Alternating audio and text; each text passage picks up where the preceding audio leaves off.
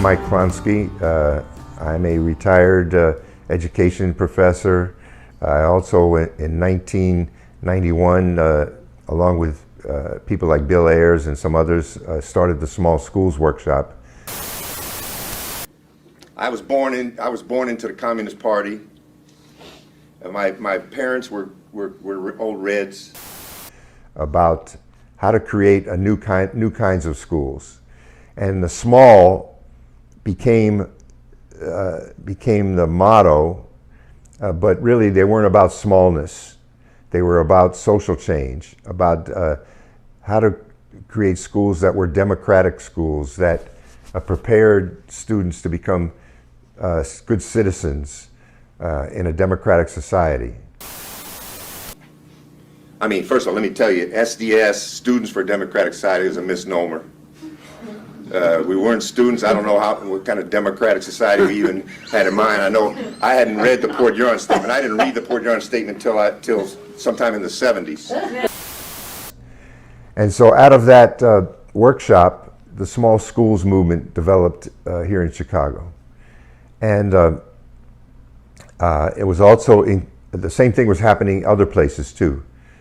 New York, Philadelphia, where people just like us, people who influenced us and people who we communicated with back and forth, began exploring new ideas about schooling and redesign of schooling and doing things like project-based learning and active education, where young people really took control of their own learning.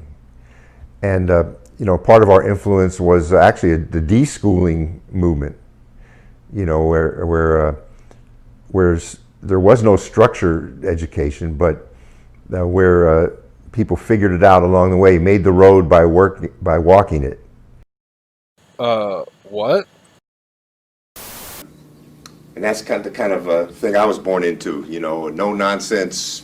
You know, Bob laid it out. You know, you do what the party says, you know. These are leaders of the nationwide youth organization that calls itself SDS, Students for a Democratic Society.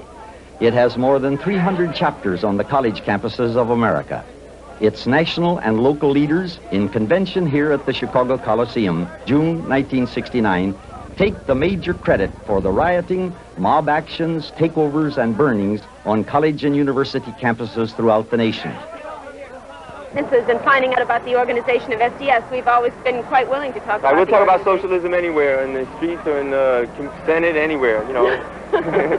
I'm Mike Klonsky, National Secretary of SDS, and this is Bernadine Dorn, Inter-Organizational Secretary. So you do what you were. They're a communist faction making a big power play for SDS at this point. Is there any communists back here? I guess there is. Are there communists in this organization? Sure, man. There's a lot of communists. You'll see. When you come in and listen, you hear people talking, you can judge for yourself whether they're communists or not. But we had certain fundamental ideas about democratic education and situating this movement in the context of democratic social change, social justice. In '69, a split took place in SDS at the SDS convention. One faction was the Weatherman faction. People like Bill Ayers and some others, who argued that the SDS should really go underground and begin a campaign of bombings and violence directed not only against the institutions of capitalism, but even against working class people. They thought white workers in particular in the United States were the enemy. And they even wanted to bomb a USO dance in New Jersey at Fort Dix. And if that would have succeeded, they would have killed maybe hundreds of innocent people,